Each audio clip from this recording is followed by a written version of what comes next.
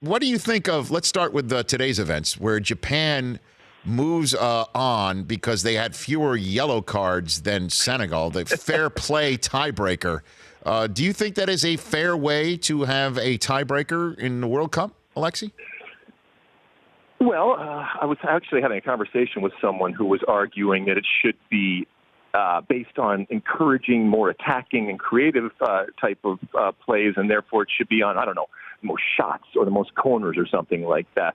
But the other argument is you don't want to reward cheaters. And one thing that I've heard over the years when it comes to, especially Americans when it comes to soccer is, the diving and the embellishment, and it really drives people crazy. And in essence, what you're doing is you're saying that they're cheaters. And so in this instance, what you are doing is you're rewarding people for not cheating. And I don't think that that's necessarily a bad thing. But I mean, if you are Senegal, which was a wonderful team, and they entertained us and they were attacking, it's got to be incredibly painful to go out on something like this, a historic thing that's never happened before, and they're going home based on the amount of yellow cards and red cards that they accumulated. What about this idea here? Since we obviously know England and Belgium are having at it right now, and each of them benching their best player because they've already moved through.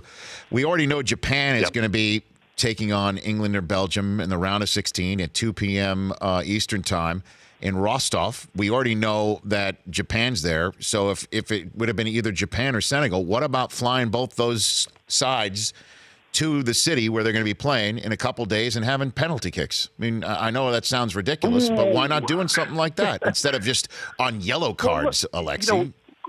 Yeah, I know. I mean, look, I know we joke about these different things, but and there's so much tradition involving the sport. But keep in mind that we're also seeing a World Cup that is using video assistant refereeing for the first time. So there has been an evolution. It doesn't mean you want to have a completely different game, but all sports have changed. All sports have changed with the times, with the change of technology, and with the desire to do different things. So when it comes to soccer, because it's it has been such a defensive game, the way that it's refereed, all that kind of stuff has changed. So while that may be something that people laugh about, look, I think anything that you can do to make any type of sport, certainly a World Cup, more interesting, more entertaining, more drama. And I don't know how you're going to have more drama, because we've already just in this group stage had incredible drama. Mm-hmm. I'm up for it. I am a progressive. I like to try different things and things that haven't been done before.